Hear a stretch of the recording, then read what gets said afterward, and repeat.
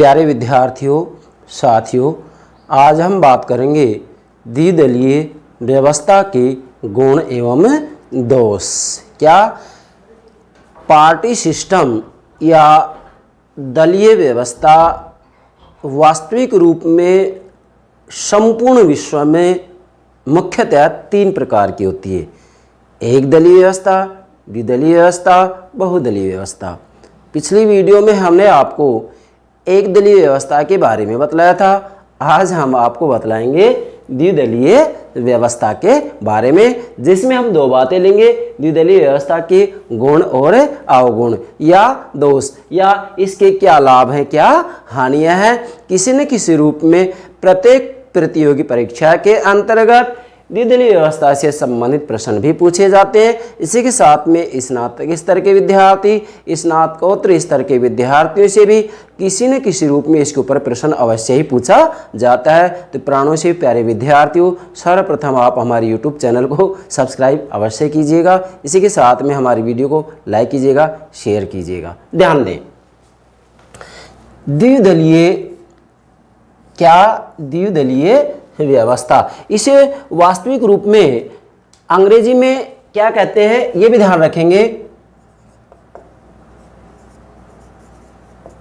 Bi party system,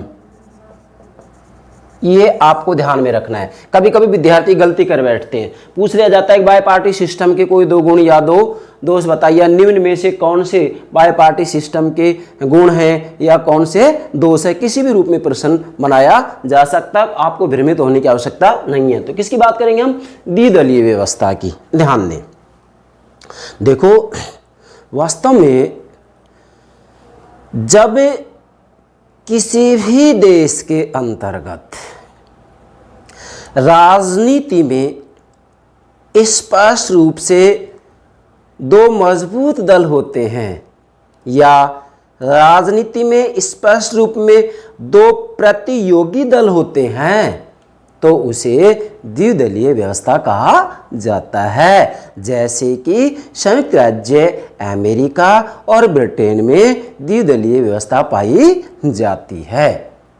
समझ में आ गया ये, अर्थात द्विदलीय व्यवस्था होती क्या है। स्पष्ट हो गया, क्या अभिप्राय हुआ। अब इसके ऊपर प्रश्न पूछा जा सकता है कि निम्न में से कौन सा द्विदलीय व्यवस्था का अर्थ है। तो क्या अर्थ होगा कि जब किसी भी देश की राजनीति में वास्तविक रूप में मजबूती से या 2 राजनीतिक दल प्रतियोगी होते हैं या 2 ही दल मजबूत होते हैं, तो उसे द्विदलीय व्यवस्था कहा जाता है। अब आज हम बात ये करेंगे, जो द्विदलीय व्यवस्था है भाई, चाहे अमेरिका की बात लें या ब्रिटेन की बात लें, विशेषकर अमेरिका और ब्रिटेन का उदाहरण लिया जाता है कि यहाँ पर द्विदलीय व्यवस्था पाई जाती है। बात सत्य है। तो अब ये जो द्विदलीय व्यवस्था है, इसके क्या गुण हैं, मतलब क्या लाभ होंगे इससे, और इसमें क्या कमियां हैं, क्या हानियां हो सकती हैं, या क्या अवगुण हैं, हम 2 पर चर्चा करेंगे। ठीक है, तो सबसे पहले हम लेंगे द्विदलीय व्यवस्था के गुण। क्या द्विदलीय व्यवस्था के गुण। अब इसके गुणों को समझाएं उससे पहले ध्यान दें, मैंने आपकी सुविधा के लिए यहाँ डायग्राम से माध्यम से समझाऊंगा। जैसे मान लीजिएगा यहाँ पर हम एग्जाम्पल ले रहे हैं ब्रिटेन का। किसका, ब्रिटेन का। तो ब्रिटेन में 2 दल है ना, अनुदार दल और श्रमिक दल। क्या है, अनुदार दल और श्रमिक दल।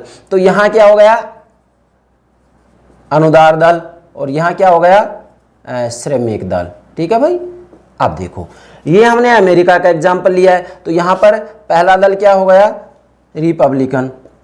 ठीक है, मैं शॉर्ट में लिख देता हूं यहां, ये क्या होगा, रिपब्लिकन्स, और दूसरा क्या है, डेमोक्रेटिक। ठीक है, ये दूसरा क्या हो गया,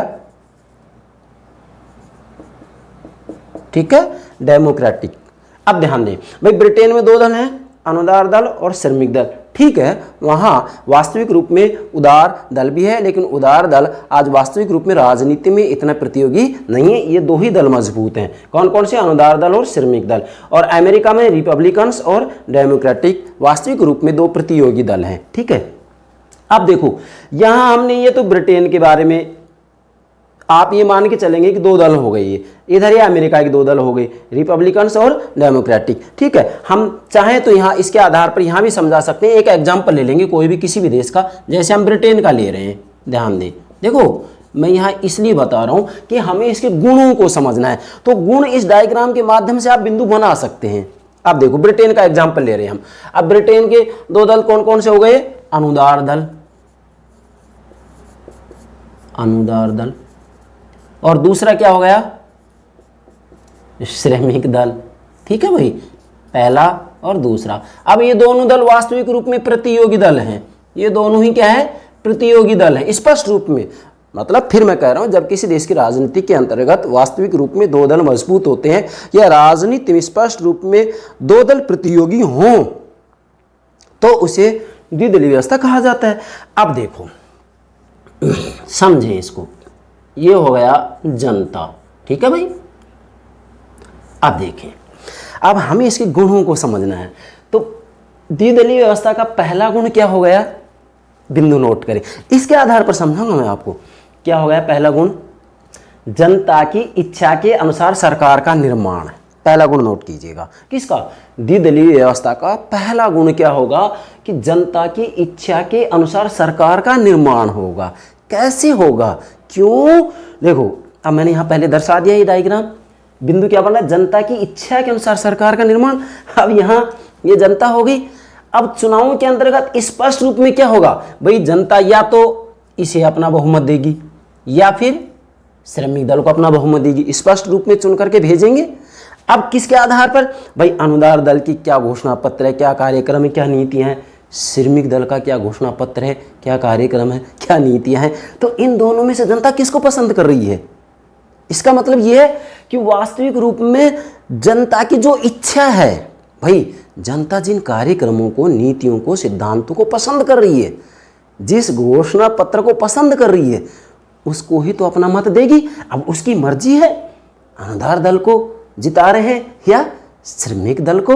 तो यहाँ स्पष्ट होगा ये जनता चुन करके भेज रही है और यहाँ स्पष्ट बहुमत मिलेगा भाई, या तो श्रमिक दल को बहुमत मिलेगा या अनुदार दल को बहुमत मिलेगा। आप ये एग्जाम्पल चाहें तो अमेरिका के आधार पर भी समझ सकते हैं भाई, यहाँ आप कर देंगे रिपब्लिकन्स, यहाँ कर देंगे डेमोक्रेटिक, इस आधार पर समझ सकते हैं। अब पहला बिंदु क्या होगा? जनता की इच्छा के अनुसार सरकार का निर्माण। तो यहाँ जनता की इच्छा के अनुसार सरकार निर्माण हो रहा है या नहीं? यस, हो रहा है भाई। जनता इन दोनों में से किसी भी एक को चुन करके भेज रही है या नहीं? अब इच्छा क्या है? इच्छा ये कि भाई इसका घोषणा पत्र पसंद है या श्रमिक दल का, मतलब अनुदार दल का कार्यक्रम नीतियां पसंद है, घोषणा पत्र पसंद है, या श्रमिक दल का घोषणा पत्र नीतियां कार्यक्रम पसंद है।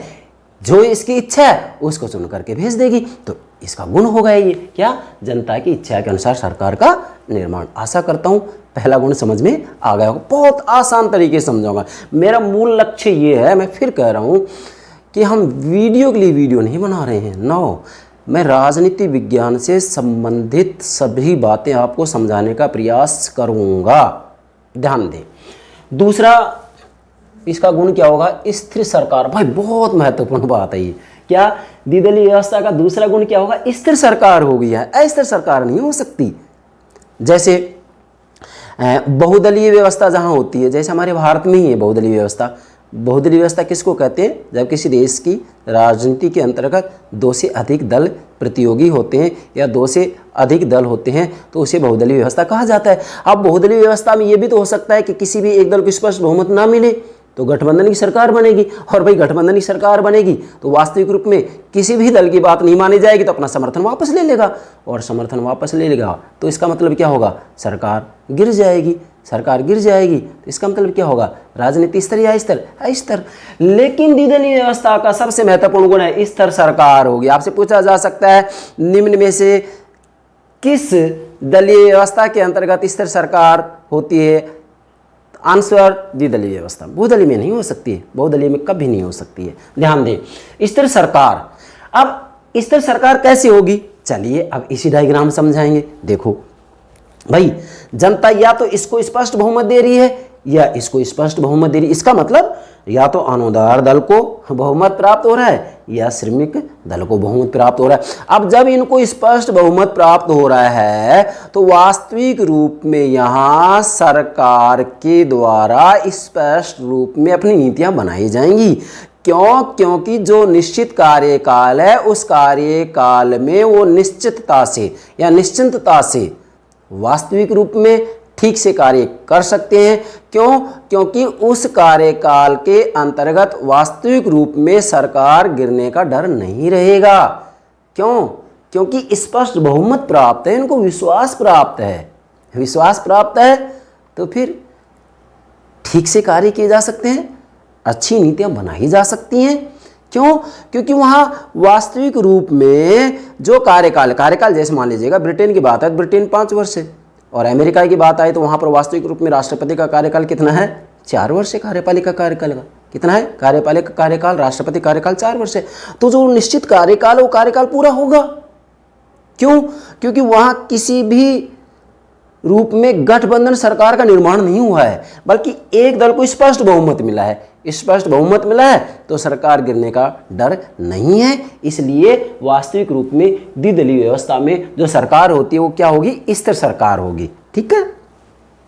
तीसरा गुण उत्तरदायित्व का निर्धारण। अब देखो भाई, ये गुण भी इसी से समझो।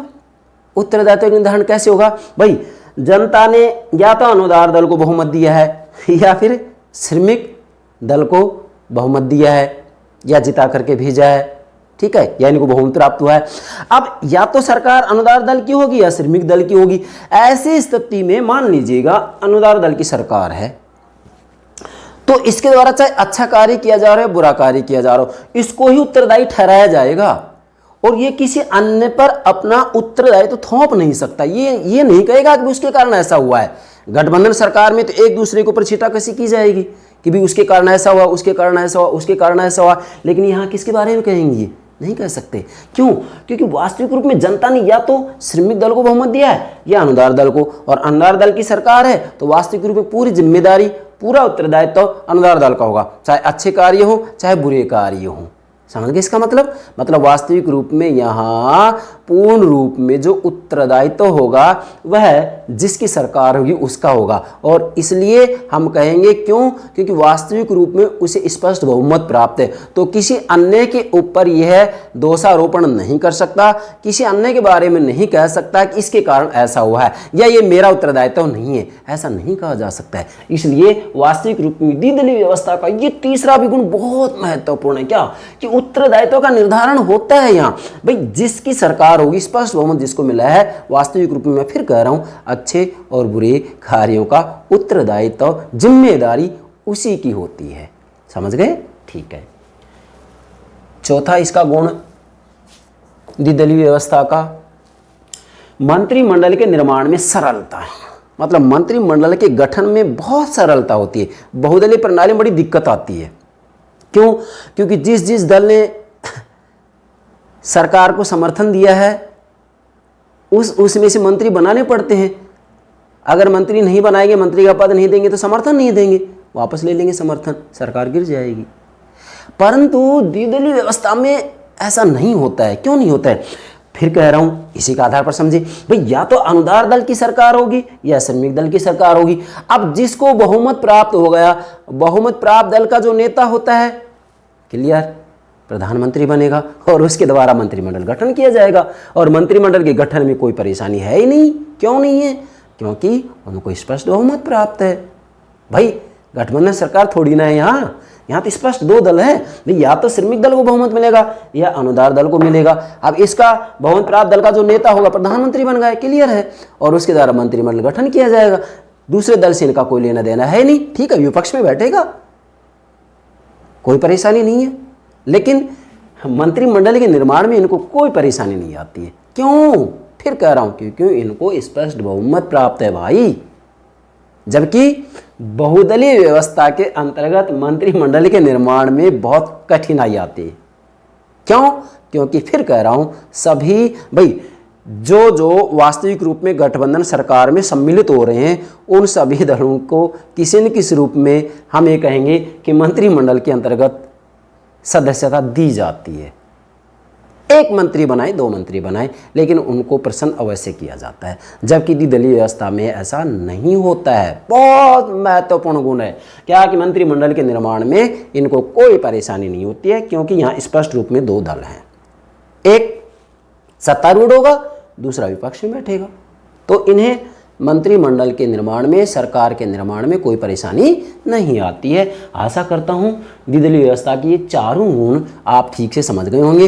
इन चारों गुणों में द्विदलीय व्यवस्था के सारे गुण सम्मिलित हो जाते हैं यदि हम व्यापक रूप में बढ़े। और मैं ये कहूँगा कि आपको 4 बिंदु रटने की भी जरूरत नहीं है, आप तो इस डायग्राम से समझ लो, बस आसानी से समझ में आ जाएगा। ठीक है भाई, आप देखो इसके गुण से संबंधित एक बहुत महत्वपूर्ण बात बता रहा हूं आपको। देखो ये डायग्राम मैंने आपके लिए तैयार किया है, मध्यवर्ती परिवर्तक के रूप में दल की भूमिका। पहले तो इसको समझें। देखो मैंने एक दलीय व्यवस्था में आश्रित परिवर्तक के रूप में दल की भूमिका बतलाया है, आज द्विदलीय व्यवस्था में मध्यवर्ती परिवर्तक के रूप में दल की भूमिका बता रहा हूं, और जो तीसरी वीडियो इसके बारे में बनाएंगे हम बहुदलीय व्यवस्था, उसके अंतर्गत आश्रित परिवर्तक के रूप में दल की भूमिका बताएंगे। पूरी दुनिया में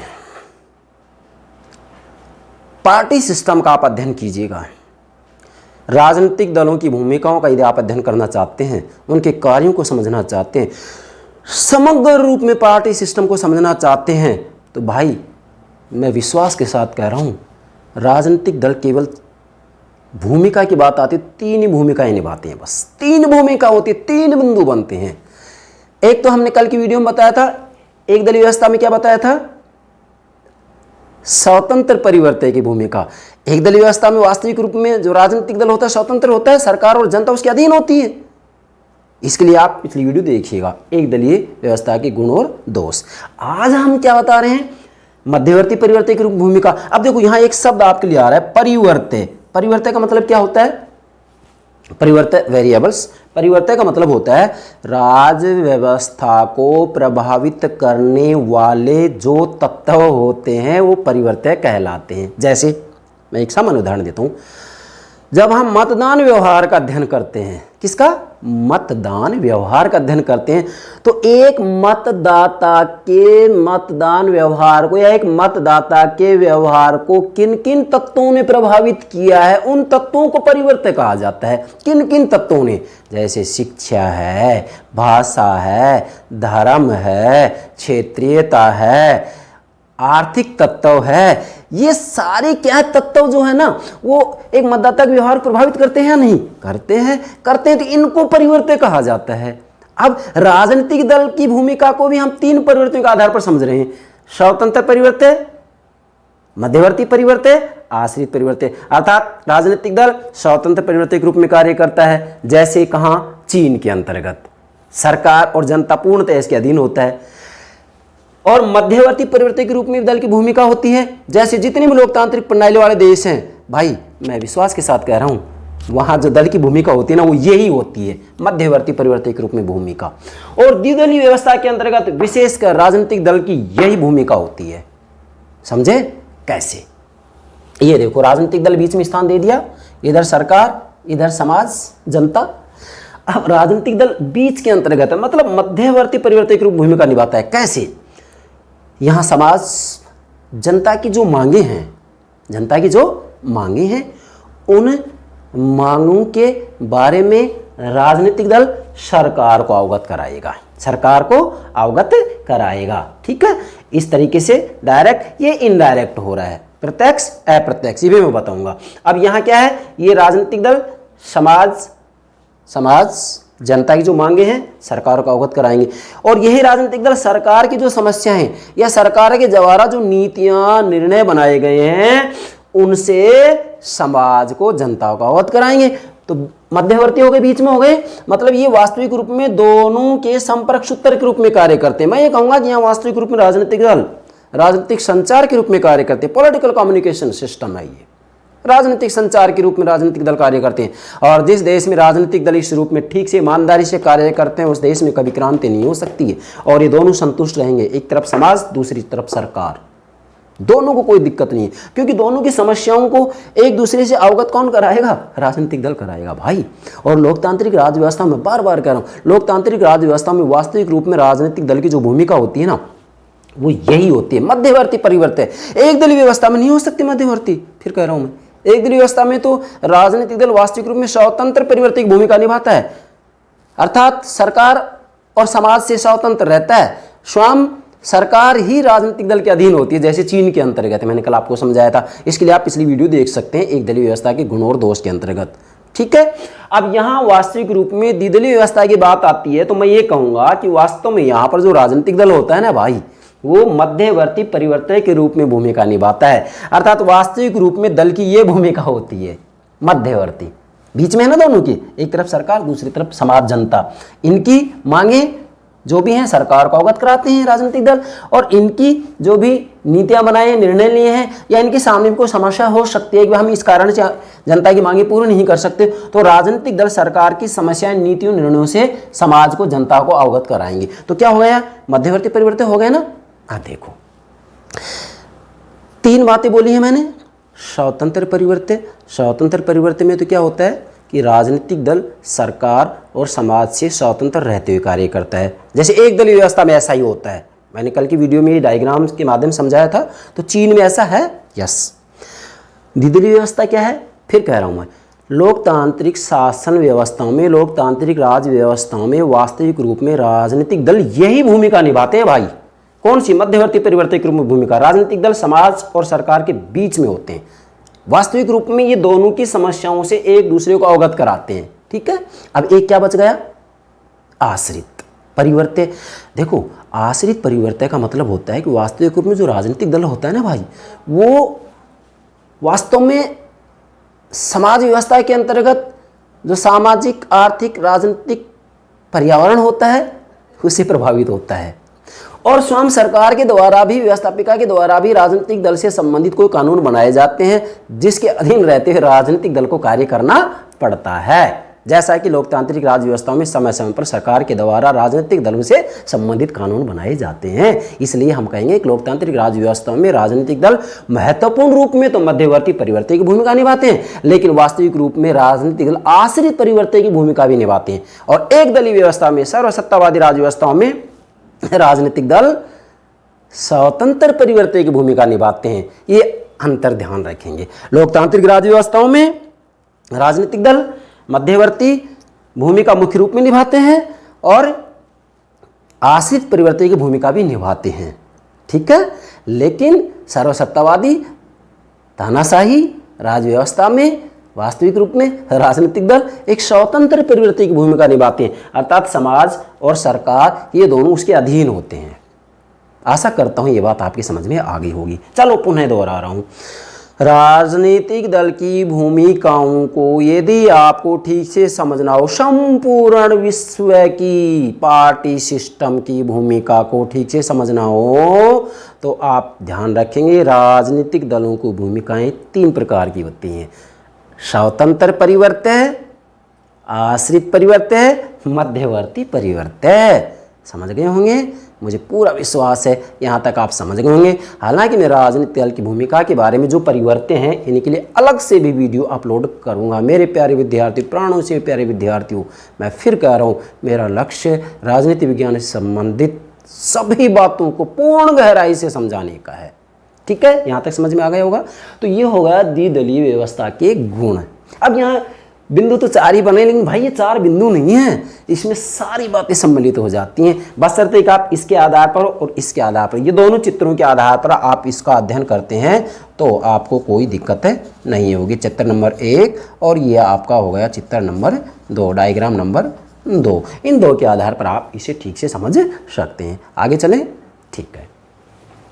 अब द्विदलीय व्यवस्था में क्या कमियां हैं, क्या अवगुण हो सकते हैं, इनकी बात करेंगे भाई। अब इसके अवगुण के लिए हमने इधर संकेत दिया, इसके आधार पर इसकी कमियां निकालेंगे। बात वही है, एक तरफ अनुदार दल, दूसरी तरफ श्रमिक दल, या एक तरफ रिपब्लिकन्स, अमेरिका की बात करें तो रिपब्लिकन्स, दूसरी तरफ डेमोक्रेटिक दल हो गया। ठीक है, मतलब ब्रिटेन और अमेरिका में ही द्विदलीय व्यवस्था है ना।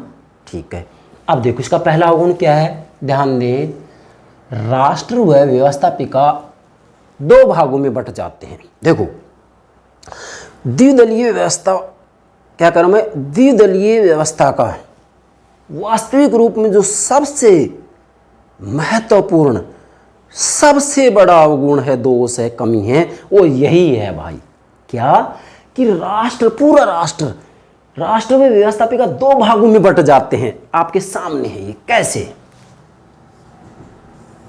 भाई साथियों, ये जनता हो गई। अब देखो, अब अनुदार दल का अपना घोषणा पत्र है, श्रमिक दल का अपना घोषणा पत्र है, दो दल ही तो है महत्वपूर्ण रूप में ब्रिटेन में। भाई अमेरिका की बात आई तो आप क्या बोलेंगे, रिपब्लिकन और डेमोक्रेटिक, यहां नोट कर सकते हैं आप, डायग्राम बना सकते हैं, ठीक है। अब राष्ट्र और व्यवस्थापिका दो भागों में बढ़ जाते, कैसे, क्योंकि वास्तविक रूप में यहां जनता या तो अनुदार दल के साथ होती है या फिर श्रमिक दल के साथ, मतलब यहां प्रतिशत बट जाता है।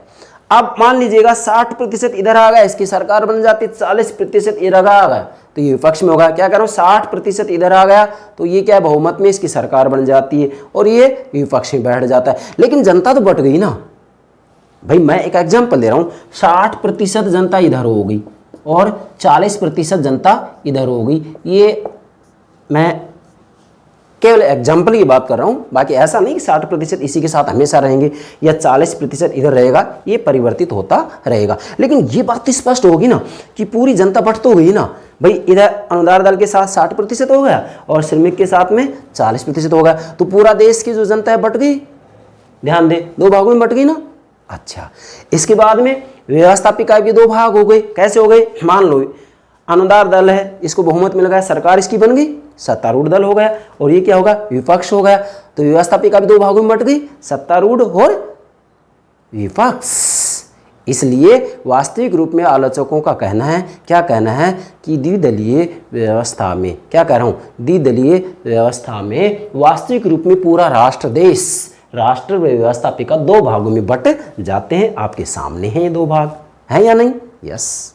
अच्छा, इसका दूसरा जो अवगुण है, दोष है, कमी है, क्या है, मतदाता की स्वतंत्रता सीमित हो जाती है। अरे मेरे भाइयों, इसी डायग्राम से समझो ना इसको, दिक्कत कहाँ आ रही है, आप क्यों रटते हो बिंदु, समझें।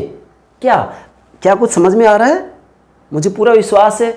मैं बिंदु बोल रहा हूँ, मतदाता की स्वतंत्रता सीमित हो जाती है। चलिए यहाँ चलते हैं हम, मतदाता, ये जनता होगी ना, मतदाता, मतदाता की स्वतंत्रता सीमित हो जाती है। कैसे हो रही स्वतंत्रता सीमित, विवेक के ऊपर बल दें, कैसे। अरे भाई, मतदाता की स्वतंत्रता सीमित हो जाती है भाई, जनता के सामने केवल दो ही तो विकल्प हैं, या तो जनता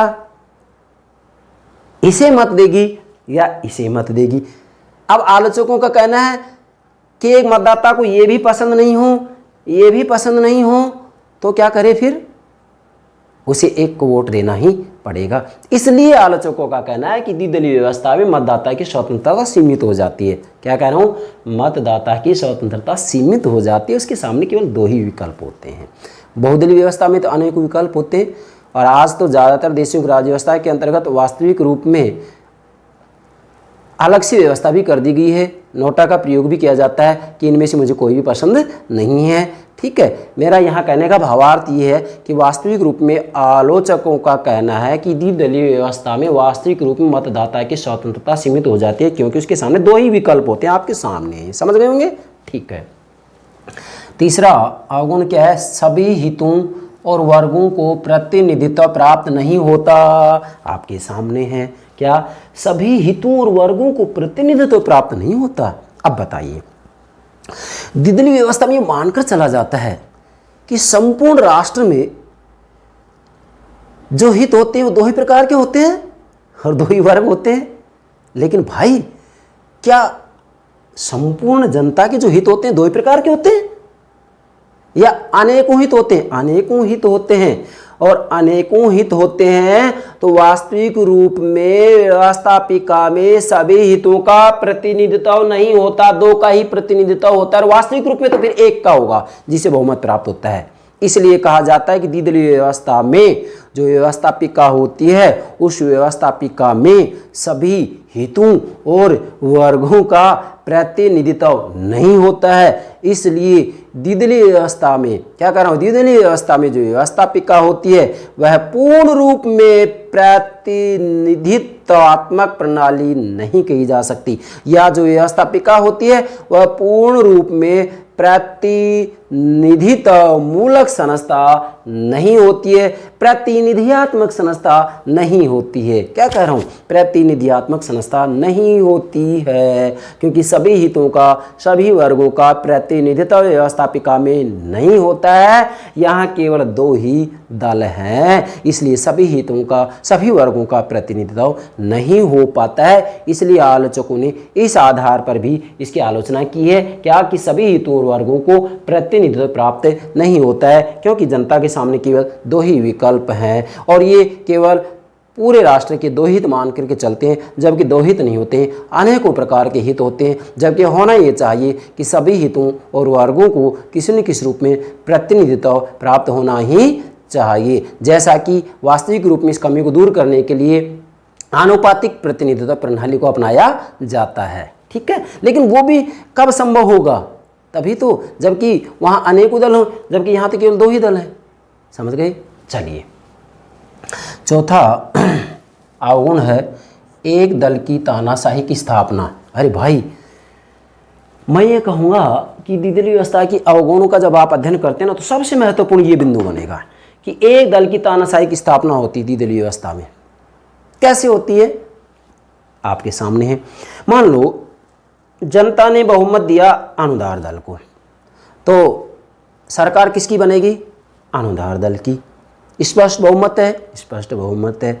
सरकार गिरने का डर होगा, नहीं होगा। इस दल का जो नेता होगा, मतलब बहुमत प्राप्त दल का जो नेता होगा प्रधानमंत्री बन गया, उसके द्वारा मंत्रिमंडल गठन किया जाएगा। इसे किसी की समर्थन की आवश्यकता है नहीं, पूर्ण बहुमत प्राप्त है। पूर्ण बहुमत प्राप्त है तो वास्तविक रूप में ये मनमाना आचरण करते हैं, और अक्सर ये देखा गया है कि जो विपक्षी दल होता है इसकी बातों की अनदेखी की जाती है। इसके द्वारा यदि वास्तविक रूप में अच्छे कार्य करने के लिए कहा जाता है, अच्छी नीतियां बनाने के लिए कहा जाता है, और इनके द्वारा गलत नीतियां बनाई जा रही हैं, उनका भी इनके द्वारा विरोध किया जाता है, श्रमिक दल के द्वारा विरोध किया जाता है, तो उनकी बातों को अनसुना कर दिया जाता है। इसलिए कहा जाता है कि द्विदलीय व्यवस्था में वास्तविक रूप में एक दल की तानाशाही की स्थापना होती है। कौन से दल की, जिसको बहुमत मिलता है, जो सत्तारूढ़ दल होता है। भाई दो ही तो दल हैं, एक तो सत्ता में आ जाएगा, दूसरा विपक्ष में हट जाएगा। तो आलोचक क्या करें कि जो सत्तारूढ़ दल होगा वो अपनी मनमानी करता है, मनमानी करता है। इसलिए कहा गया है कि द्विदलीय व्यवस्था में एक दल की तानाशाही की स्थापना हो जाती है। आपके सामने है भाई, चाहे इस दल की सरकार हो या इसकी दल की सरकार हो। हमने एग्जाम्पल के रूप में यहाँ अनुदार दल की बात ले ली है, इसलिए हम कहेंगे कि अब इसकी सरकार है, बहुमत इसे प्राप्त हो गया है, तो ये मनमाना आचरण करेगा, मनमाना नीति बनाएगा। कम से कम जो इसका कार्यकाल है, निश्चित कार्यकाल है 5 वर्ष का, तब तक तो ये वास्तविक रूप में ऐसा आचरण कर ही सकता है। अतः आलोचकों का कहना है कि द्विदलीय व्यवस्था में वास्तविक रूप में जो एक दल होता है उस एक दल की तानाशाही की स्थापना हो जाती है, क्योंकि दल दो होते हैं, एक सत्ता में होता है, दूसरा विपक्ष में होता है, और सत्तारूढ़ दल के द्वारा वास्तविक रूप में तानाशाही के रूप में व्यवहार आचरण किया जाता है। और एक बात और ध्यान रखेंगे, वास्तविक रूप में जो एक दल की तानाशाही की स्थापना की आलोचना की है ना, ये एक विद्वान है रैमजे मयोर। रैमजे मयोर ने, नोट कीजिएगा, रैमजे मयोर ने सबसे कठोर आलोचना की है इस आधार पर।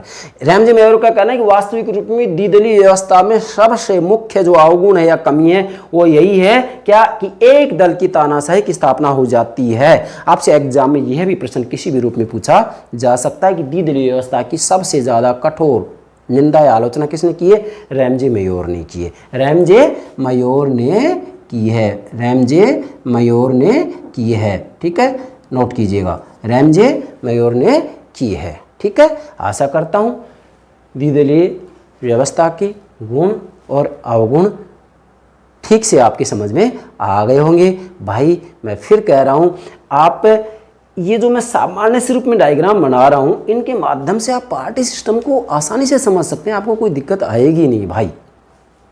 तो एक दलीय व्यवस्था में हमने किसकी बात की थी, यहाँ दल की भूमिका को भी साथ में लेते जा रहे हैं जिससे कि कंपटीशन में कोई दिक्कत नहीं आए।